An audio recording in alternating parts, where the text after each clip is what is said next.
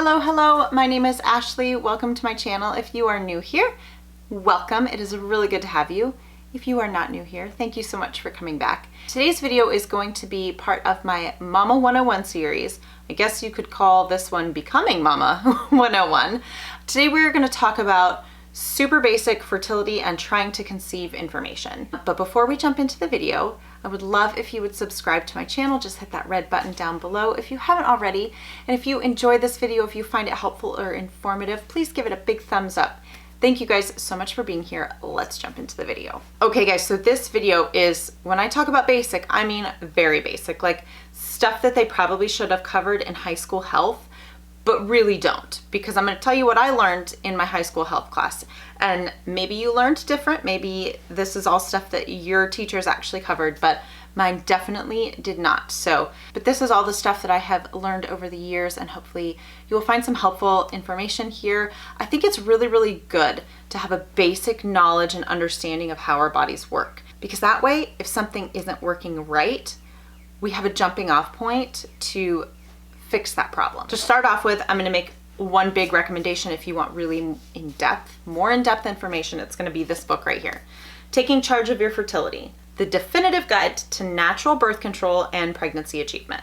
So put it in your Amazon cart, pick it up next time you make an order, check Goodwill, check the used bookstore, ask a friend if you can borrow it, get your hands on this hot little number here for more in-depth information. Let's talk about what we may have learned in our high school health class. So it basically looked like this. If you have sex, you can get pregnant. Women have 28-day menstrual cycles and they ovulate halfway through at day 14. And while all of that information is technically true, it's not enough. It's not enough information for us to go on for understanding our bodies. Now, there are some people like myself and my husband, we got pregnant on our honeymoon. We weren't trying, we weren't preventing, we just said whatever happens, happens, and well, it happened. And we have successfully conceived within a few months of my cycle returning, or with our fourth deciding we were ready to have another baby. We successfully conceived within a few months each time. And we are very grateful that we have not struggled with fertility, but I have a lot of people in my life who have. And this information, like I said, is going to be like super baseline bottom. So it's a good place to start, and maybe even good information to start teaching our sons and daughters like about how this process actually works. Okay, so let's start with cycle day 1.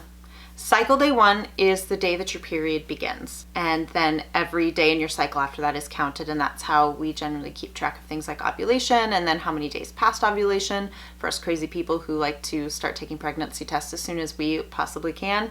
So cycle day 1 is your period, and that is when you enter the follicular phase. That is when your ovaries begin to grow the follicles that contain your ovum, your eggs, that will hopefully be fertilized by sperm to make a baby.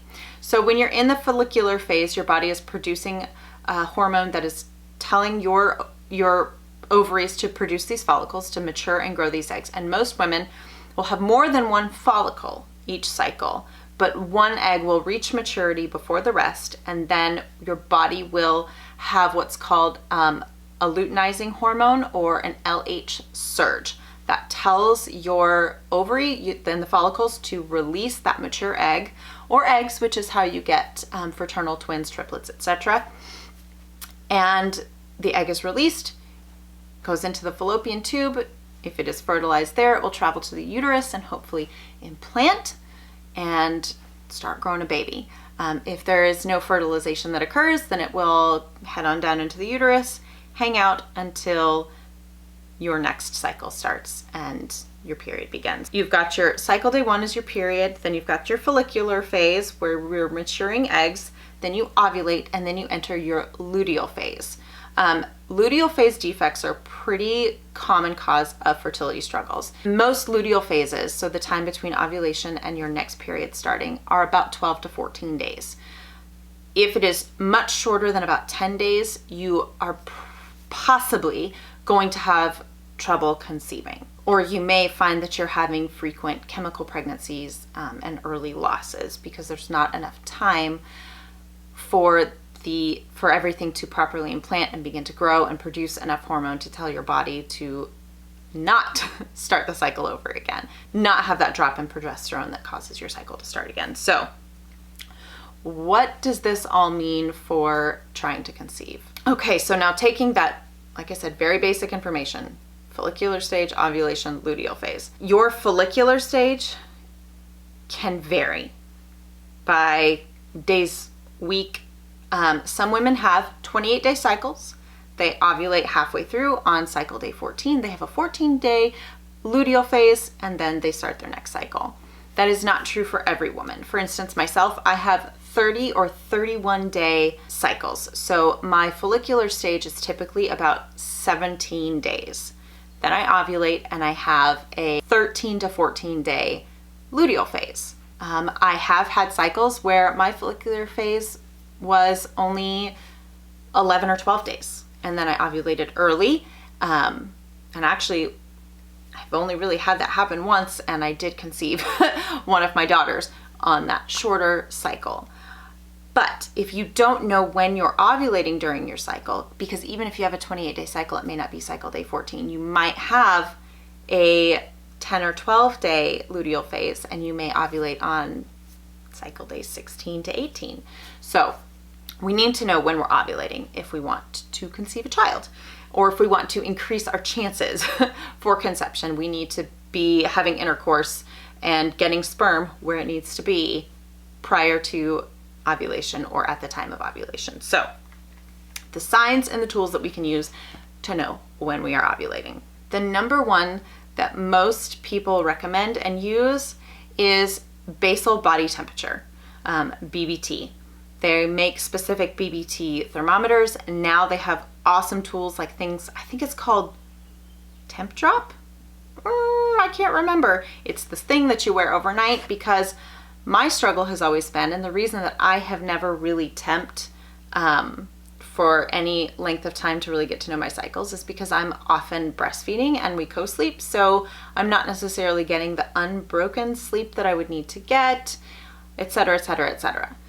Temping is a great way to get to know your body's cycles, and it's probably the most accurate way to know when you are ovulating. And you can typically see if your cycle is coming, if your next period is starting, before it starts based on your temp drop. If I can find that watch thing that I was talking about, I have a few friends who use it and really love it for temping and tracking their cycles without having to actually wake up at a specific time each day, because you do need to be consistent with it. And it does have to be early in the morning. That's all explained in here. I'm not going to go any more in depth than that. If I can find it, I will link it down below if you're interested in checking it out. Maybe you've been trying to conceive for a while and you want to get a better idea of your basal body temperature and keep an eye that way. It might be a helpful tool for you. There are some physical signs that I personally prefer to use, and the way that I track my cycle is cervical position and cervical mucus. Those are two things that I have used to conceive successfully 6 times. I didn't pay any attention to any of that when we conceived our first. But for the other 6, I was paying attention to my body's signs. And obviously I've gotten to know my body better with each successive pregnancy and each child that follows.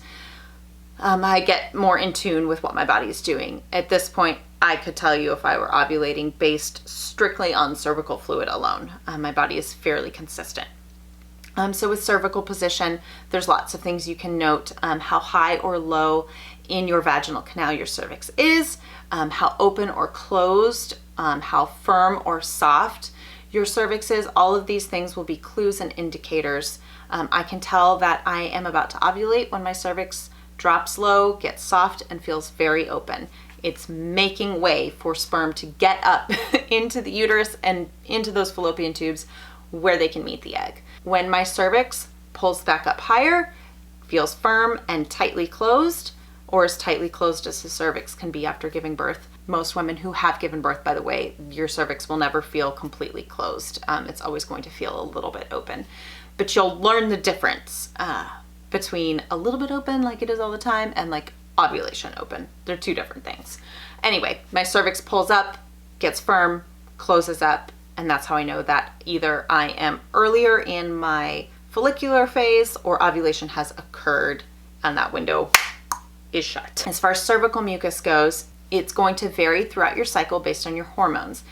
Now, as you approach ovulation, typically for a few days prior to ovulation, but for some women it may only be like the day of ovulation, you will find your cervical fluid becoming very thin, stretchy, like egg whites. It's called egg white cervical fluid or egg white cervical mucus. That is your very fertile, although some people say that when it gets watery, that's like the most fertile. But some people may not notice that particular phase because it's kind of watery. So egg white cervical mucus is your very fertile cervical mucus. It mimics semen, so it helps the sperm to pass through the cervix, which is pretty hostile, into the uterus and then up into the fallopian tubes.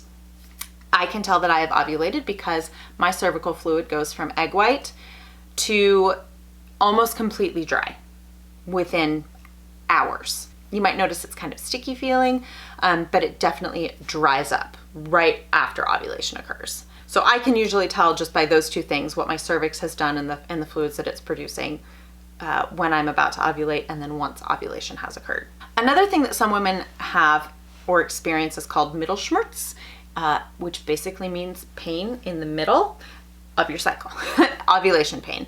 And that is something that I have experienced to some degree. Some women have debilitating ovulation pain, and some women just notice twinges and a little crampiness at or around the time of ovulation. It's not a great indicator because it can occur prior to, at ovulation, and sometimes maybe even a little bit after, but it's definitely something to take note. If you notice it in a certain window and it's lining up with other fertility signs that you're having, it's just another tool to add to your toolbox. Now, another thing that I have used in trying to conceive and that I find to be really helpful is OPKs, or ovulation predictor kits. You can buy anything from simple test strips that you just dip into a cup of urine to fancy digital ones that will flash smiley faces or different colored dots, or actually now I've seen that they have ovulation predictors that can tell you exactly what your level of luteinizing hormone is, so you can get to know your own cycle and know at what level you then ovulate. So if you are struggling to try and conceive, that might be a tool that you want to use just to help you get an even more pinpoint accurate idea of when you're ovulating. So with ovulation predictors, they are slightly different than pregnancy tests. They pick up that luteinizing hormone that I talked about, the one that tells the follicle to release the mature egg. It will detect that. You always have luteinizing hormone in your body. You will always see, or almost always see, I don't want to say always, no definitives, you will almost always see some kind of second test line on your ovulation strips or tests.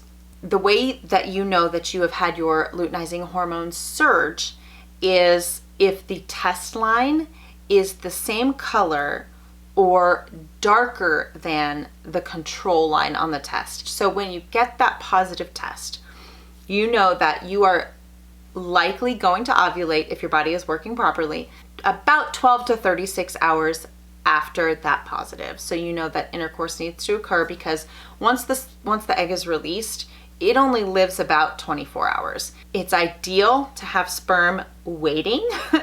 Sperm can live up to like 5 days, in maybe even 7 days in optimal conditions, but 3 to 5 days. So if you have sperm waiting, then you have a better chance of that egg being fertilized. But that surge can tell you, okay, you have a window before your body is going to release this egg. And you can use all of these signs and tests together to kind of pinpoint when you're ovulating. And even if you're not trying to conceive, I think it is a really great idea to pay attention to these things and just to know what your body's doing. Like I said, if you understand how your body is functioning when it's functioning normally, then if things get weird, if things get wrong, if things don't seem quite right, you can pick up on health issues or fertility issues earlier than you might have otherwise if you have a good understanding of what's normal for your body. I'm a huge proponent of understanding how God made our bodies to work, because it's this amazing system, and it just blows my mind, like the intricacy of how all these hormones work and how our body does these things to be able to conceive a child. It's just I think it's a really neat way to honor our bodies and to honor what God has created us to do, just to have a simple, basic understanding of it. So I think that's everything for this fertility and trying to conceive 101. Like I said, I feel like this is very basic, entry-level information, good stuff to know. And it's a really good idea to have kind of a chart that you can track this information on. So if you are finding yourself in a position where it's been 6 to 12 months and you're struggling to conceive, you have some great information to take to your OBGYN or to your reproductive endocrinologist to say, this is what I know about my cycle, so that you have a place to start and you're not like, I have no idea what's going on. I don't know what's happening with my body. Okay, guys, that is it for this video. I hope you found it helpful or informative or interesting. Thank you so much for being here. Thank you for watching. I hope this video brought a little joy to the chaos of your day. I will see you guys very soon. Bye.